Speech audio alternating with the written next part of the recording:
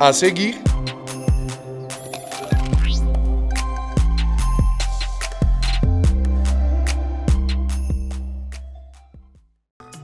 olá pessoal, vem cá. Você teve ou tem dificuldade de aprendizado em química ou matemática?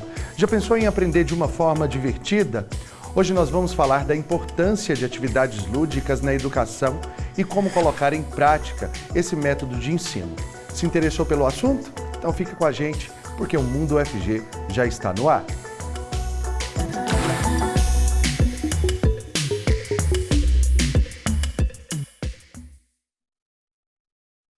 Seja muito bem-vinda e muito bem-vindo você que acompanha a gente aqui pela TV UFG e também pela Rádio Universitária 870 AM. Eu sou Cássio Neves, um homem negro de pele clara com cabelos Black Power que estão amarrados em coque e eu uso barba. Por questão de inclusão para o nosso público cego e de baixa visão, vocês sempre têm acesso à autodescrição de todas as pessoas que participam aqui do programa, além da acessibilidade em Libras para o nosso público surdo. Inclusive, nesse bloco, o intérprete de Libras é o Diogo Marques, integrante do Labitave. Ele se descreve como um homem de pele parda, com cabelos castanhos acobreados e olhos castanhos. E eu quero te lembrar também de participar com a gente por meio do nosso WhatsApp, o número é o 62991811406. Vai lá no nosso Instagram também, @TVUFG, e participa da enquete de hoje, que daqui a pouquinho a gente traz o resultado para você. Está aqui com a gente a Silmara Epifânia, que trabalhou com técnica em assuntos educacionais no Laboratório em Educação Matemática da UFG e foi uma das idealizadoras do projeto. A experiência profissional dela foi toda voltada para a área de educação, jogos e atividades lúdicas, e ela até publicou um livro sobre o assunto, que foi premiado internacionalmente. A Silmara se descreve como uma mulher idosa, de pele branca, com olhos escuros e cabelos escuros na altura do pescoço. Seja muito bem-vinda. Obrigada. É um prazer participar aqui. E só corrigindo, eu publiquei um livro, mas foi um projeto que nós ganhamos um prêmio para ir para fora do Brasil. Olha que bacana. Inclusive, vamos tocar nesse assunto daqui a pouquinho, aprofundar um pouco mais nisso. E também aqui com a gente o Marlon Soares, professor e coordenador do Laboratório de Educação Química e Atividades Lúdicas. Ele se descreve como um homem branco, de meia idade, com olhos castanhos, cabelos castanhos e barba um pouco grisalha. Seja muito bem-vindo. Obrigado, Cássio. É um prazer estar aqui. Vamos falar um pouco sobre os jogos, sobre as atividades lúdicas e como isso vai ser importante para ensinar química para a meninada aí, né? É isso aí. Eu acho que se fosse na minha época, se na minha época eu já tivesse essa ludicidade, sabe, no aprendizado, teria sido bem mais interessante. É interessante em todas as faixas etárias, em toda fase, né, da educação, né, professora? Não tem fase para aprender. Né? Então, hoje, Todas se elas. você quiser começar a partir de agora, você vai aprender. Então, eu tenho trabalhado com muita gente que também é adulto, que tem resistência e acaba desbloqueando. Olha só. E construir isso já desde a base, professor Marlon, é interessantíssimo, porque a criança já chega com a cabeça mais expandida nesse sentido, né? Cássio, a criança gosta de brincar. Toda criança gosta de brincar. Aliás, todas as pessoas gostam de brincar, mas em determinado momento a gente vai se adultificando, vai se esquecendo de brincar. Então, a nossa proposta para o adolescente e para o jovem, no caso da química, porque a gente trabalha mais com adolescentes e jovens, é resgatar essa ludicidade que é característica das pessoas e é que a gente vai esquecendo com o tempo, né? Vai se adultificando, fala, não, eu não brinco, eu não jogo, brinca assim, joga assim. É isso que a gente tenta resgatar. E adormecer essa criança que tem ali na gente, ou esse adulto brincalhão mesmo, não é nada interessante, né? Não é não, a gente entende que a gente tem que acordar esse adulto aí para a brincadeira. E esse laboratório surgiu como, Silmara? Bom, ele surgiu no Instituto de Matemática e Física, antigamente, né? Depois que foi o Instituto de Matemática e Estatística, com a necessidade de atender o público da licenciatura em matemática, dentro de um projeto, né, de político-pedagógico. E aí nós atendíamos, eu, professora Zaira, da Cunha Melo Varizo, que está aposentada, esses dias foi até o aniversário dela, com outros professores, escreveram esse projeto, apresentaram, até para adquirir materiais, né, desde câmera, né? Tudo, câmera fotográfica, também outros materiais que pudessem, até uma marcenaria para construir os próprios materiais ali dentro. Falando em marcenaria, eu estou vendo esse cubo aí, e eu tinha perguntado para a senhora antes de começar o programa, que eu sou curioso, e eu fiquei pensando, que jogo é esse daí, que brinquedo é esse que vai estimular que tipo de conhecimento? Mas, na verdade, isso daí foi uma construção das suas netinhas lá na casa da senhora. Conta pra gente. Então, o momento delas estarem lá convivendo com a vovó um pouquinho, e aí vamos desenhar, e elas gostam de formas geométricas igual a vovó, elas falam assim. Então foi bem aleatório. Tinha as réguas, aí eu já vou explicando, perguntando. Não deixo de colocar a parte também, né, pedagógica, a parte da matemática. E elas foram desenhando, e outro dia eu resolvi, dentro de umas outras coisas que eu estou fazendo dentro da arte, como aposentada, eu colei eles, e aí dá para, né, fazer uma brincadeira. E aí isso já estimula tanta coisa, né? E agora eu quero perguntar para o senhor, professor Marley, porque assim, na química, muitas pessoas já têm aquela... justamente. Opa, química. Parece já tem um bloqueio ali de que é algo difícil, algo complicado, muito tenebroso. Já tem um fechamento para aquilo ali, né? Já. Porque antigamente, não muito antigamente, mas antigamente, Cássio, as pessoas elas tinham um certo travamento com a química porque você tinha que decorar várias questões. Né? Você tinha que decorar a tabela periódica, você tinha que decorar quem são os elementos mais eletronegativos, você tinha que decorar determinadas classificações de reação. Não, hoje não. Você não precisa mais decorar a tabela periódica, você tem que aprender a tabela periódica. Você não precisa mais decorar reações químicas, você tem que aprender como as reações químicas acontecem. E no nosso caso especificamente, a gente entende que isso é perfeitamente possível de fazer a partir de jogos, a partir de ludicidade, a partir de atividades lúdicas diversas, tornando aquela química que anteriormente afastava, agora a gente quer aproximar a química do adolescente, do jovem, para falar, olha, é legal, olha o tanto que é legal, olha o tanto que é importante esse conceito para você, e você não precisa decorar ele, você precisa aprender, você precisa brincar com ele. Desarma também, né? Quando ele vê algo que ele já está acostumado desde criança, já bebê, já começa a brincar. Porque nem todo jogo, né? A gente fala jogo, mas nem toda a brincadeira tem regras, né? Nem sempre. O jogo já tem todas as regras. Até para construir, não sei se com o Marlon acontece isso, com a Niora, na hora que vai apresentar um jogo, você já fala as regras. Vamos apresentar um jogo, tem um jogo aqui, não precisa falar as regras, à medida que você vai jogando, pensando alto, pensando em voz alta, na verdade. Aí as próprias crianças, ou os adolescentes, ou os jovens, como é o público mais do Marlon, eles vão ali já tirando a regra, percebendo. Então, observar é uma coisa muito importante, tanto para a química como para a matemática. Se eles observam e tiram suas conclusões, e no final a gente... né? Arremata? Essa ideia da observação, da experimentação também tem um aspecto lúdico.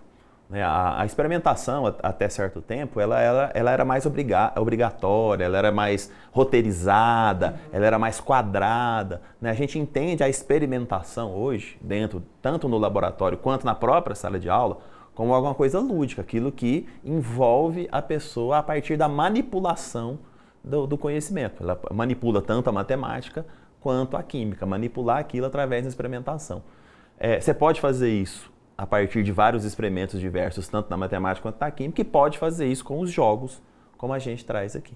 Outro dia a gente comentava em um dos programas sobre essa questão da tecnologia hoje sendo utilizada, né, em várias áreas do conhecimento, a inteligência artificial, gráficos que se assemelham muito a jogos, né, e que lembra muito da época que a gente brincava com videogame em casa, que muitas famílias assim aterrorizavam aquilo como sendo assim um distanciamento total do aprendizado, que muitos dos profissionais hoje utilizam isso no campo profissional.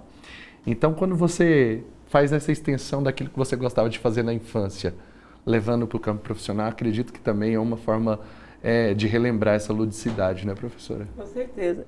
Eu tenho um filho, né, com 25 anos hoje, está bem empregado numa empresa numa empresa fintech, que ele sempre estava jogando. E no jogo, ele tinha que elaborar um plano de aula e liderar uma equipe. Eu entrava no jogo junto, eu me cadastrava para ver o que estava acontecendo. E hoje ele faz isso. Hoje é o trabalho dele. Ele não, na verdade, ele nem queria fazer universidade. Isso não foi combinado não, viu, gente? Foi combinado de jeito nenhum. É para mostrar que realmente... Eu acreditei, né, que poderia, mas eu participei. Acho que não só os pais, mas os professores, quando se envolvem também. Foi isso que aconteceu no projeto, de um projeto de pesquisa do professor Greyton, que eu participei junto com ele, como aposentada. Ele pegou os jogos também, aproveitou a criançada e começou a trabalhar uma plataforma do MIT. Então, nós fomos para lá conhecer quem criou o Scratch. Então, através disso também, né? Através de jogos que ele se interessava. Então, tudo tem a ver. Você pode transportar todo esse jogo para esse próprio Scratch e criando comandos matemáticos. Professor Marlon, e assim, o senhor trabalha com uma idade ali, são os adolescentes, é isso? Mais adolescentes e adultos também, né? Os jogos podem ser utilizados tanto para adolescentes quanto para adultos. Em alguns momentos, agora a gente está começando também a desenvolver jogos para o ensino fundamental, mas não em grandes proporções, porque a química, ela geralmente ou está no ensino médio ou em nível superior. E é uma idade mais complicadinha, né? Lembra que eu falei da questão da adultificação? Às vezes, no começo, quando você começa a aplicar os jogos na sala de aula, com os professores que trabalham com a gente, às vezes tem um certo preconceito. Fala, eu não jogo. Porque o sujeito é adolescente, ele está naquela ideia assim, não, eu quero ser adulto, eu quero me tornar um adulto, eu já sou quase um adulto. E ele acha que jogar é coisa de criança. Isso é careta. Ser careta, não vou jogar. Mas como a gente sabe que a ludicidade é intrínseca a todos os seres humanos, a gente sabe que uma pequena insistência, ele já vai ceder rapidamente para a gente na sala de aula. Então a gente já sabe disso, que a gente vai ter um momento inicial com esses adolescentes em que há um certo distanciamento, uma certa desconfiança, e a gente já sabe que isso passa rapidamente, porque a ludicidade é intrínseca ao ser humano, né? E você tocou num assunto aqui, que a Silmara falou também, do lúdico e do trabalho, né? Essa separação do que é lúdico e do que é trabalho. Né? Lá no nosso laboratório, a Nioara pode falar isso aqui agora mesmo também, a gente não tem muito essa separação do que é lúdico e do que é trabalho. Porque fica parecendo que o trabalho é ruim e o lúdico é bom. Né? Tudo que é trabalho é ruim. Não, a gente entende que é possível fazer a junção dos dois, tanto em nível profissional quanto em nível escolar. Porque quando você leva o lúdico para a sala de aula, às vezes algumas pessoas têm o preconceito do tipo, você vai enrolar a aula com o jogo. E não é o contrário, né, Silvia? Bem lembrado, porque sempre quando a gente ia fazer, dar cursos de atualização para professores, se levava a parte de jogos, ele sempre colocava na cabeça deles que não era para separar. Não ia falar assim, agora nós vamos um momento de descontração para que a gente possa aplicar um jogo. Não, o jogo ele tem que ser normal, no momento que a criança está ali envolvida, ou na aula, com os números, com tudo, com tabelas, né, com tabelas periódicas. Então é um momento da aula, não é um momento à parte. Né, acompanhando as imagens ali, inclusive, que estavam passando agora, a gente vê o Tangram, que são formas geométricas também tão utilizadas na matemática, né? Qual que é o desenvolvimento que o Tangram tem assim, nesse ensino-aprendizado? Até para você levar o material, a gente não chega e fala, toma aqui, ó. É diferente. O que você viu nisso aqui? Esconde, ele tem que saber falar cor. Você conseguiu perceber alguma cor? Só de olhar? Azul. Azul. Tem mais cores. Aí vai desenvolvendo isso para prepará-lo para poder trabalhar com esse material. E aí você tirar todo o conteúdo que você quer. Jogos como esse que a senhora está na mão agora... Que é um material didático. Material didático que a gente percebe que existem muitos brinquedos, por exemplo, aqueles carrinhos que as crianças têm ali a possibilidade de encaixar. Já é coordenação, autora, mas ali já pode estar explicando. Tirou quantos? Tirou quantos? Né? Outras possibilidades. Outras possibilidades. Aqui eles têm que até manipular eles com os olhos fechados. amam, até adulto amam. É uma brincadeira que a gente acaba criando. O jogo, nós que criamos, mas o material está aqui. Eu tive a oportunidade de conhecer quem criou os blocos lógicos, que é um húngaro. Ele morreu com 95 anos. Então a gente teve a oportunidade, porque no livro que nós citamos, né, que você citou, que foi um grupo que escreveu um capítulo, nós falamos sobre a importância, né, de estar vendo como é que os jogos foram criados também, de onde que surgiu alguns materiais didáticos. Então essa importância toda de estar envolvendo, saber tudo, não só jogar. Aquilo é o último momento, mas tem um preparo antes. Professor Marlon. O discurso do professor ele é muito importante também. A Silmara está certa nisso. Por quê? Quando a criança está lá na fase fundamental, ela começa brincando, né? No pré-primário, no primeiro, segundo, terceiro aninho, ela começa a brincar e aquilo é a naturalidade para ela, tanto que a gente gosta de ir para a escola. De repente, quando você está no 5º ano e vai para o 6º ano, alguns professores já viram para as crianças e falam, acabou a brincadeira. Como se agora fosse sério, a escola não é mais a mesma. E quando o sujeito vai para o ensino médio, piora. Os professores, ao invés de trabalhar essa questão da ludicidade com esses adolescentes, falam o quê? Não, agora mudou sua vida, agora você vai ter que decidir sua vida, agora você vai ter que decidir o seu futuro profissional. Ou seja, você está vendo que é uma crescente de perda de ludicidade?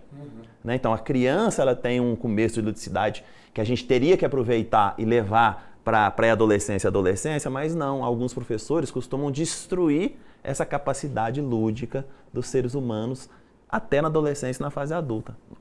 Ou seja, no fim das contas, somos nós mesmos que vamos acabando com essa ludicidade na sala de aula. Então, quando a Silmara fala que é parte da sala de aula e não um puxadinho, né? Não, agora nós vamos brincar. Não, a gente entende que não é agora que nós vamos brincar. É possível construir conhecimento por meio do lúdico. Essa fala do senhor, inclusive, me lembra dos professores falando, acabou a brincadeira porque agora é estudar para o Enem. Como se fossem coisas completamente separadas, como se fosse, olha, agora estudar para o Enem é horrível. Você não vai se divertir, vai ser ruim, a sua vida vai ser um inferno daqui para frente, não vai existir mais nada que seja bom para essa... Essa é a mensagem que você passa para o adolescente, que não é o que a gente quer passar. A gente quer passar, olha, a química é bonita. Olha que legal é a química, olha que importante é você conhecer a química de forma divertida e levar para o resto da sua vida o que você pode utilizar na sua vida. O importante é nunca perder esse lado criativo, né? Essa coisa tão natural da criança, do ser humano. Se nasce com a gente, se a gente permanecer com isso, estimulando sempre, né? Fazendo com que isso cada vez mais se aflore e estimulando de fato. Conhecimento vem de uma forma bem mais natural, né, Silmara? A gente está com um tempinho estourado agora, mas daqui a pouquinho a gente volta, inclusive, falando muito mais sobre esse tema. Quero aqui agradecer ao professor Marlon Soares, professor do Instituto de Química da UFG, e também a Silmara Epifânia, que é aposentada aqui da UFG e que criou esse laboratório, né, deixou esse presente aqui para a universidade. Pessoal, agora a gente vai para um rápido intervalo, daqui a pouquinho a gente volta trazendo muito mais para você, então não saia daí.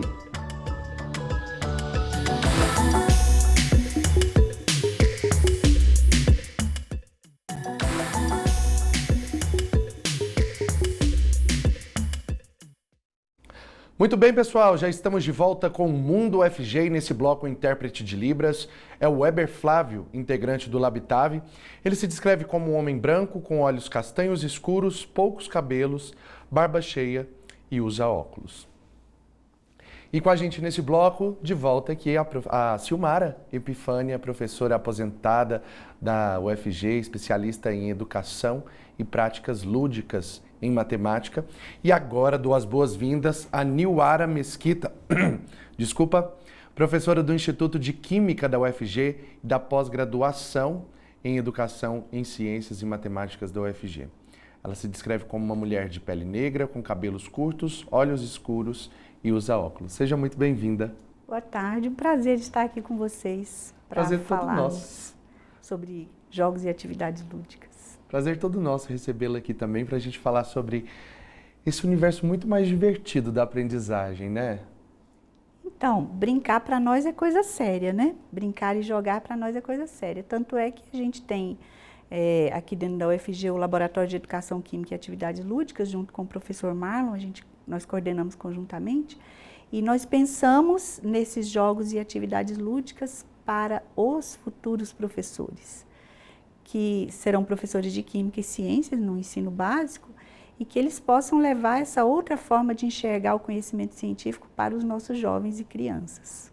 Como a senhora vê a tecnologia hoje, Silmara, como aliada nesses jogos, nessas possibilidades de ludicidade? Tudo tem que ser aproveitado, né? Não podemos perder nada e fazer com que eles usem a tecnologia, mas ao mesmo tempo também voltem para as outras práticas, né, outras atividades que eles possam manusear, manipular, para não perder todo aquele contato e o encanto, né, que nós tivemos. Acho que a senhora teve bastante também, né, brincou bastante.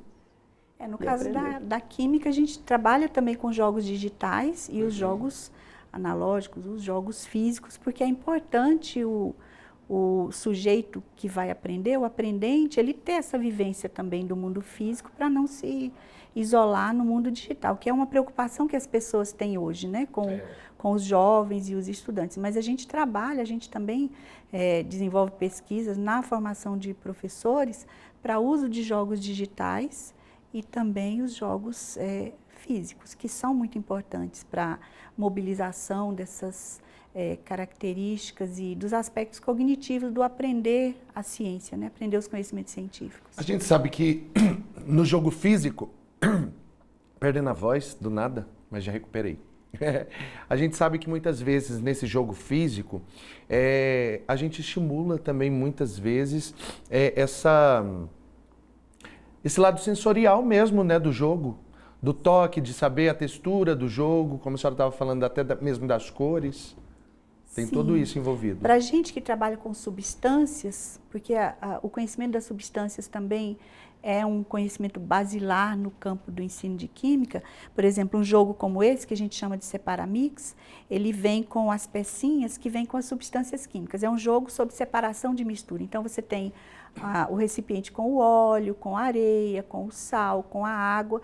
E aí, conforme o jogador vai caminhando na casa, ele vai ter que pensar no método de separação de mistura entre o óleo e a água, entre a areia e o sal. Então, tudo isso vai se mobilizando. E o fato de você ter, né, o manuseio da substância é muito importante para o sujeito poder se apropriar dos conhecimentos que estão ali trabalhados. Então, o jogo físico ele é também muito importante. Embora o jogo digital ele mobilize outras funções. E existem jogos que a gente pode até mesmo criar junto com esses alunos, não tem, professora? Sim, tem bastante. Tem um momento também de levar o jogo pronto, mas também ali, vamos fazer, pega um conteúdo e vamos ver o que a gente pode fazer aqui.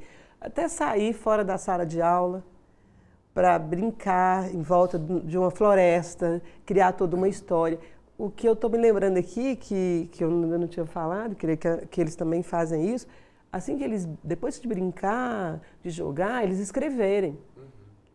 Fazer não uma redação ou um relatório, mas contar para alguém que não estava lá presente o que aconteceu, como é que eles jogaram, o que eles usaram.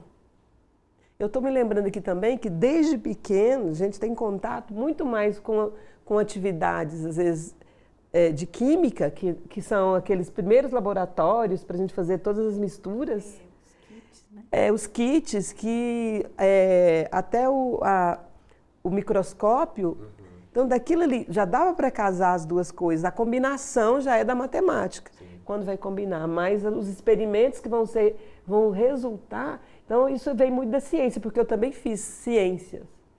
Então eu tive aula, fiz ciências e habilitei matemática, mas eu passei pela química, pela física, pela anatomia humana, então, e aí começa a lembrar, a gente espetava lá, né? Tinha lá um corpo, tinha que espetar para fazer uma aula. Isso tudo na parte já de ciências e que já é biologia, que você vai ter que saber do corpo. Mas as próprias mãos da gente já tem toda uma matemática, né? Que a gente já fala quantos dedos, dá o quê? Uma dezena. E aqui, né? As falanges que dá 12 aí, se for olhar. Não sei se vocês lembram, para a gente saber se o mês tinha 30 ou 31, a gente contava aqui nessas partes da mão, não é isso? É isso mesmo. Lembram disso? Isso. Aqui nessa parte do ossinho mais alto, 31.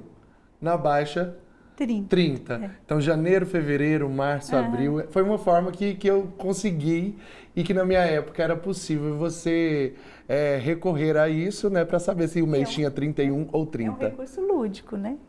Porque então, você está aprendendo e está se divertindo. Sobre o fato de nem sempre a gente leva os jogos prontos, porque você não tem, enquanto professor, você não tem condições de levar todos os jogos para todos os alunos. Então, o recurso de que os alunos mesmos produzam os materiais, os jogos e desenvolvam essas brincadeiras e atividades lúdicas na sala de aula é também o encaminhamento que a gente faz para o professor. Seria muito bom que a gente tivesse todos os jogos para levar, mas nem sempre isso é possível. Então, esse tabuleiro aí, por exemplo, ele foi construído por vocês mesmos? É assim, a gente oferta desde 2007 uma disciplina na UFG que chama-se Jogos e Atividades Lúdicas para o Ensino de Ciências, depois mudou para Química. Então, os próprios alunos da UFG, é que ao final da disciplina, eles desenvolvem os jogos e fazem o material. Porque a gente trabalha toda a parte teórica,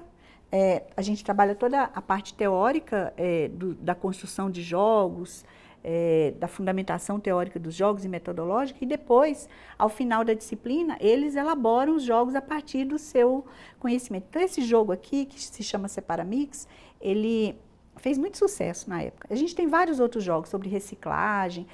Como era uma disciplina antes de núcleo livre, vinha alunos da biologia, da medicina, da música, da matemática, da química. Então, a gente tem uma série de jogos no laboratório que eles vão ficando. Muito concorrido.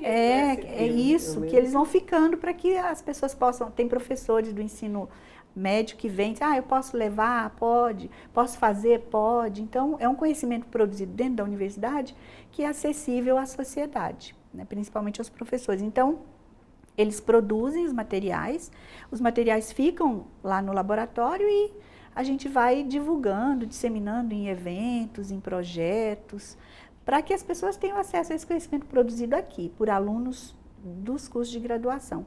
E a gente também orienta pesquisas na pós-graduação, então a gente continua essas pesquisas sobre os jogos no âmbito da investigação científica. Ou seja, a gente já sabe que o jogo é prazeroso, que o jogo ensina, que o jogo é bom.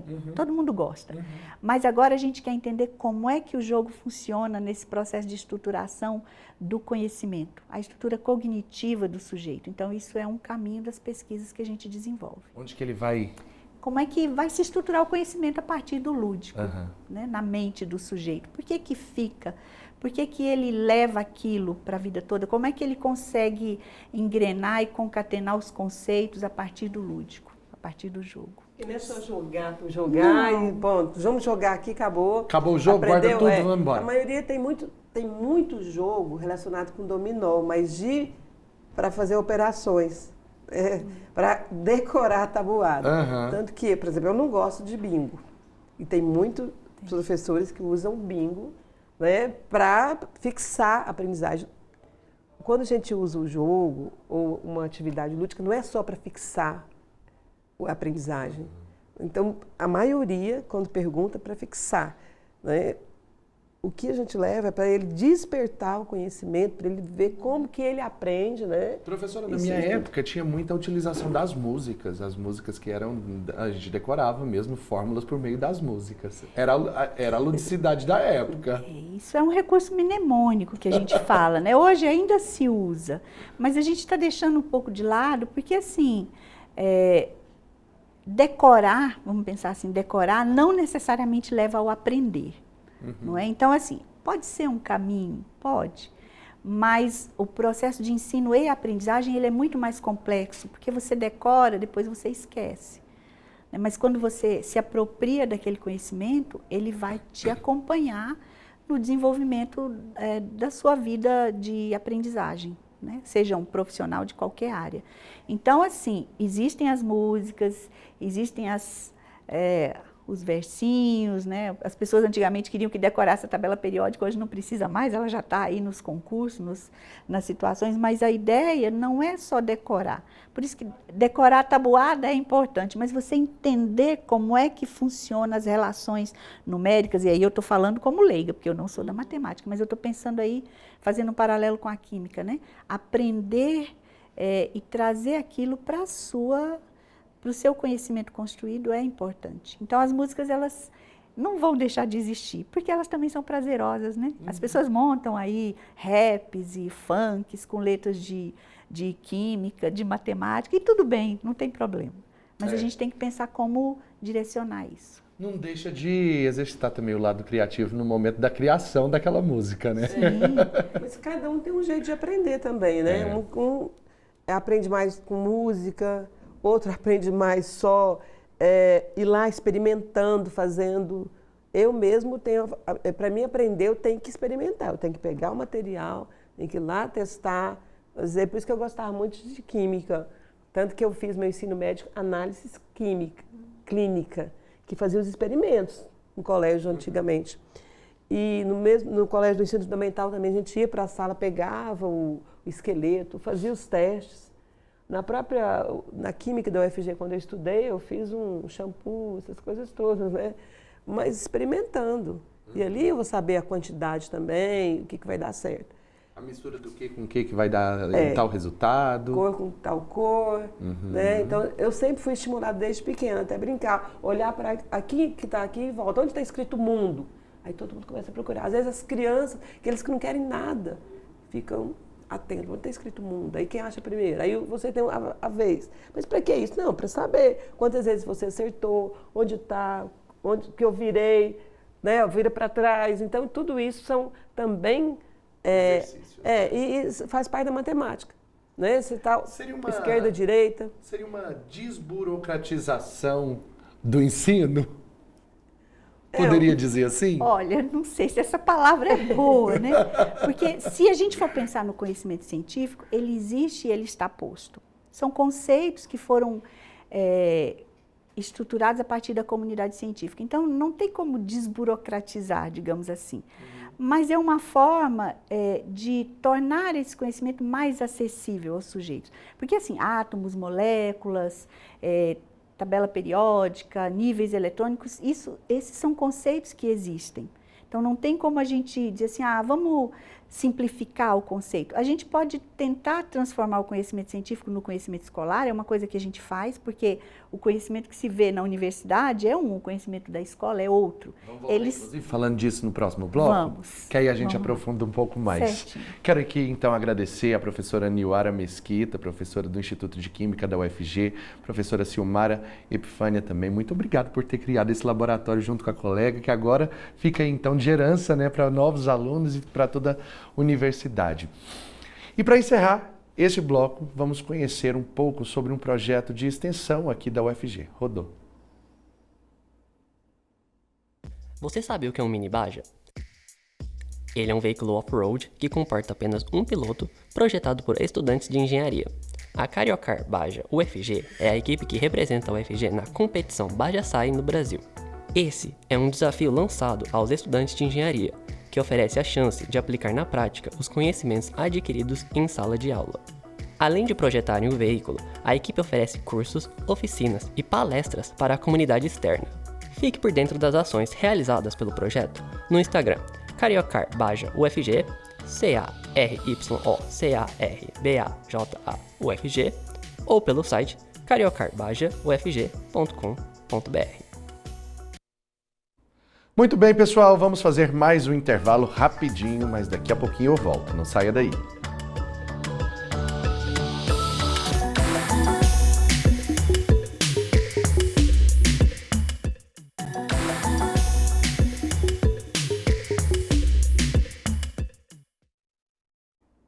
Voltamos com o Mundo UFG, estamos falando sobre jogos e atividades lúdicas que ajudam no aprendizado. Estão aqui com a gente o Marlon Soares, professor e coordenador do Laboratório de Educação Química e Atividades Lúdicas, e a Nilara Mesquita, professora do Instituto de Química da UFG e da pós-graduação em Educação em Ciências e Matemática da UFG. Muito bem, então retomando o nosso bate-papo aqui, falando sobre essas ludicidades, a gente já tinha comentado inclusive sobre o trabalho, né, que tem a matéria inclusive super disputada entre essa formação de professores. E existem jogos também para esses professores? Existem, então. Futuros professores. Futuros professores. Como a gente trabalha com futuros professores, a gente ministra uma disciplina hoje que chama Jogos e Atividades Lúdicas no Ensino de Química. Ela é optativa para o curso de Química e ela é bastante concorrida, exatamente porque ela é ministrada na forma de um jogo. O estudante entra na disciplina como um jogador e durante toda a disciplina ele vai aprendendo as questões relacionadas a jogos e atividades lúdicas aplicadas ao ensino de Química, os diferentes jogos que ele pode utilizar no ensino de Química, as diferentes teorias sobre jogos e atividades lúdicas, mais as questões de ensino e aprendizagem. E durante essa disciplina ele é avaliado inclusive por meio de jogos, todas as aulas são partes de um jogo. Então, aqui, por exemplo, ó, nós temos um tipo de tabuleiro que ele tem que escolher alguma atividade durante a aula, por exemplo. Né? Aqui é uma atividade em que ele tem que responder rápido, aqui é uma atividade em que ele tem que desenhar, aqui é uma atividade em que ele tem que discutir o texto daquela aula e assim por diante.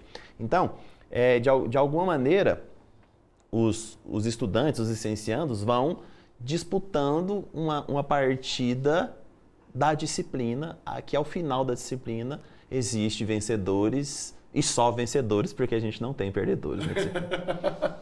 Por que não tem perdedores? Bom, a gente entende também que os jogos, apesar de serem competitivos, os melhores jogos hoje são os cooperativos, em que uns ajudam os outros. É claro que você vai ter jogos competitivos e é claro que eles funcionam bem na sala de aula também. Essa ideia de que jogos competitivos não funcionam na sala de aula, em que há ganhadores e que os perdedores vão ficar extremamente tristes, é falsa.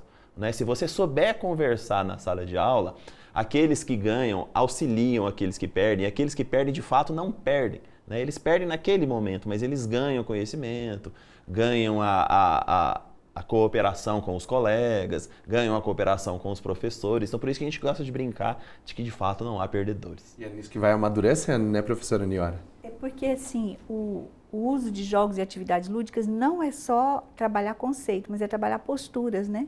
Posturas de vida. Então, quando você leva um material desse para a sala de aula e trabalha com os alunos e as alunas a questão de que não é uma competição acirrada em que você vai criar inimigos isso, você está trabalhando as questões de vida também, né? Vocês podem trabalhar cooperativamente, mesmo que um grupo ganhe e outro não ganhe naquele momento, isso pode se modificar num outro movimento. Então, trabalhar com jogos também tem muito isso de filosofia de vida. Inclusive, um dos materiais que a gente usa para abrir esses estudos sobre jogos é do John Huizinga, né?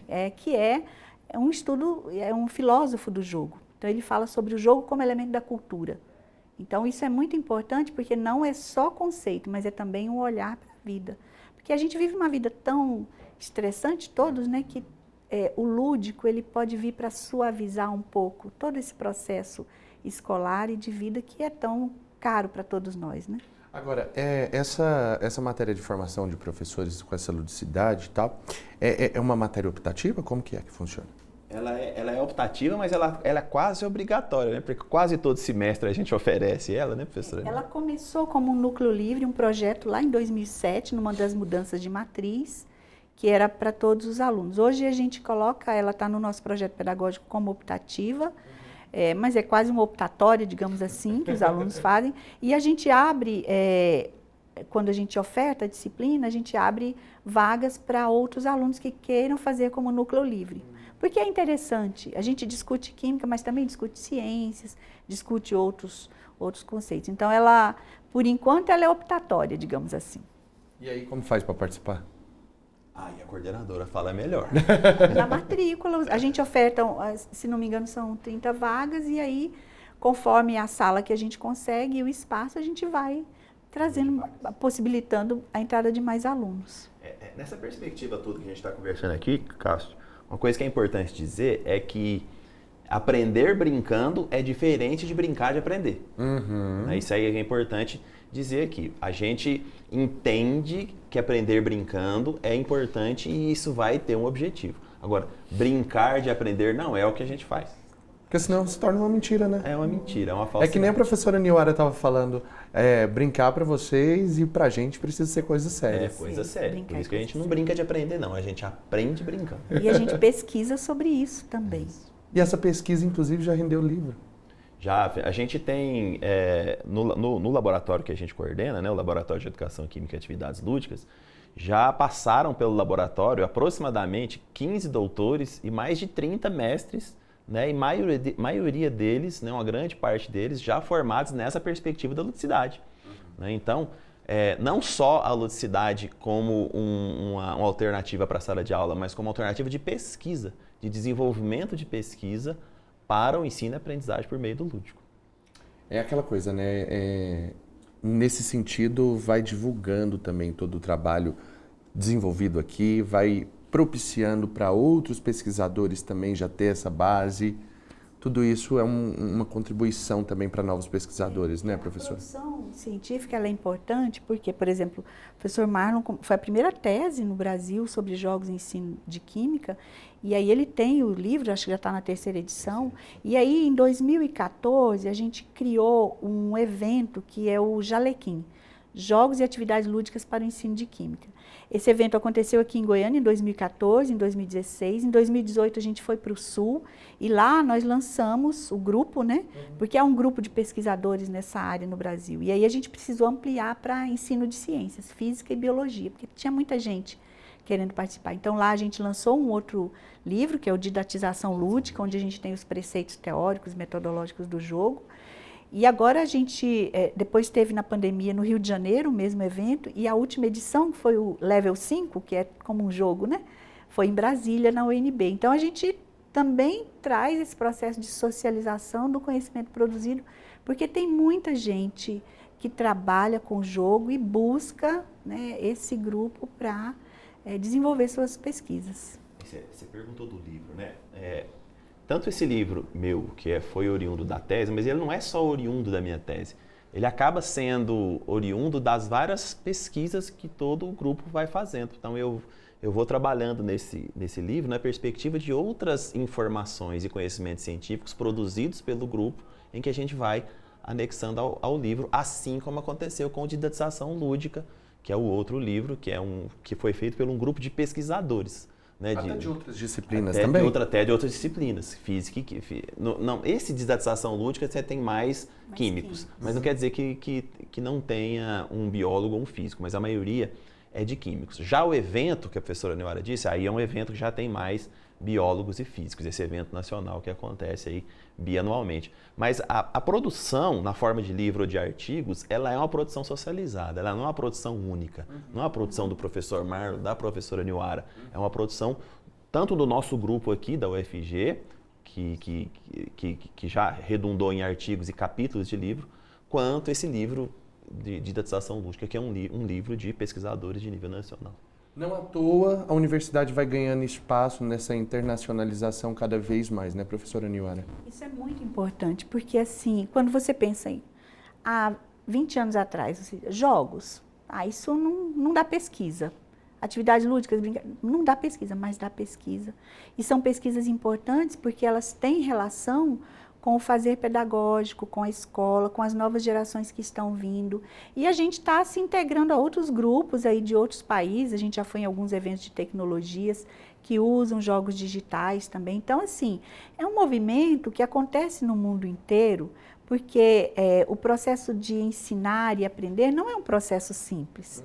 Então, os professores e os pesquisadores, eles buscam novos caminhos para que esse processo se consolide de uma forma interessante, né, e prazerosa, digamos assim, e que traga, né, a produção do conhecimento e a apropriação desse conhecimento. Então, esse processo de produção e socialização desses saberes, ele vai sendo alavancado aí mundo afora. É um trabalho, né, de formiguinha, mas ele acontece.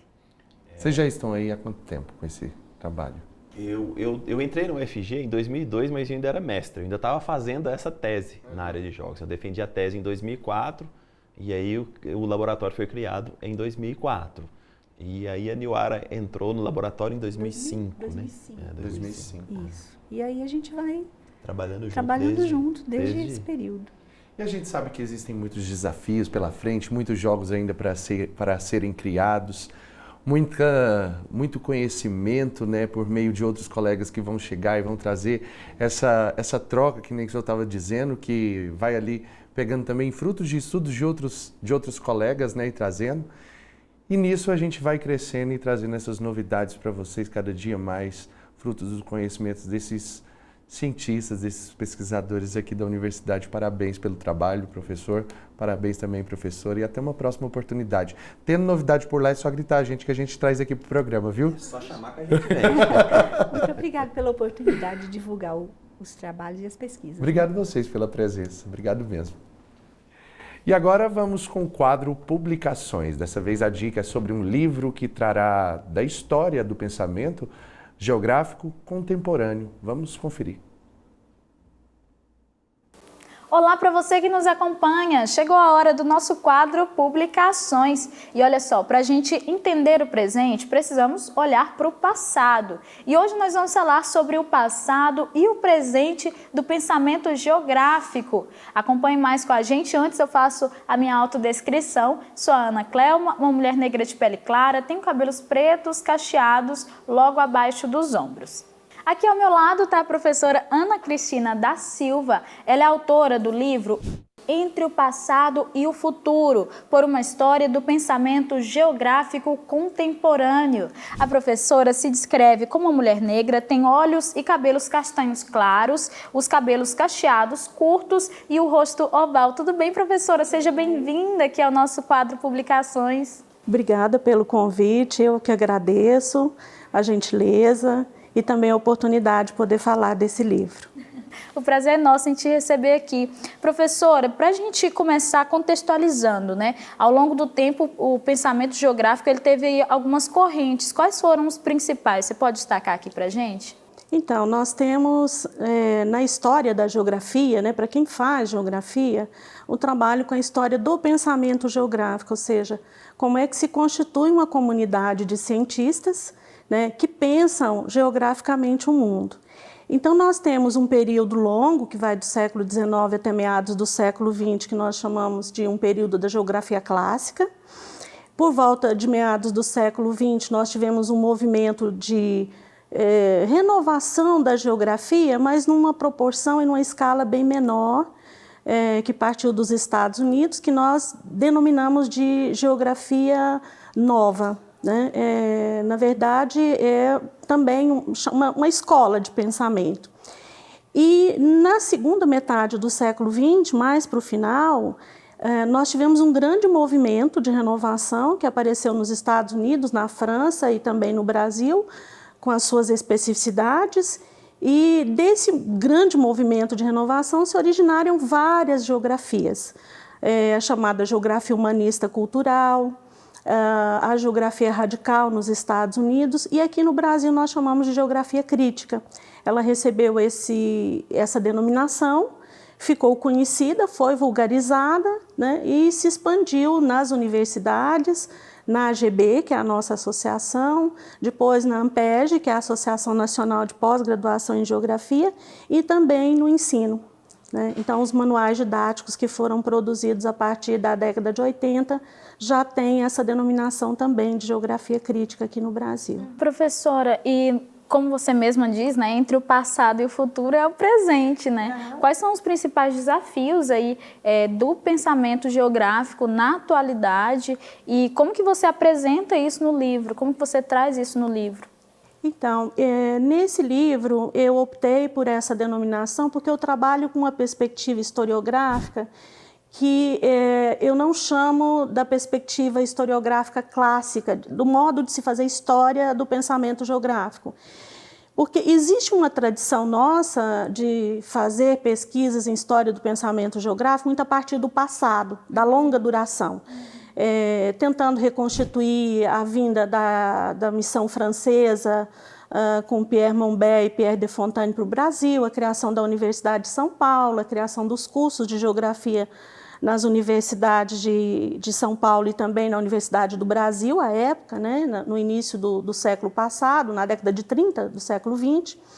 E essa forma de fazer a história da geografia, recorrendo à longa duração e a um passado bem mais remoto, às vezes até buscando lá nos séculos 18 e 19, ela tem um risco muito grande para o historiador da ciência. Né? Eu não sou historiadora da ciência de formação, mas sou geógrafa de formação e a minha linha de pesquisa nos últimos 30 anos tem sido essa, né? Mais especificamente com esse livro, que é produto da minha tese de doutorado. Então, eu trabalho com uma intersecção que faz um diálogo com o passado, mas num tempo mais curto, que é um tempo mais próximo do historiador da ciência, que eu estou chamando de história do tempo presente. Né? É claro que eu chamo de história do tempo presente, mas fundamentada em outros autores, como François Dawes e outros historiadores que também trabalham com história da ciência. Né?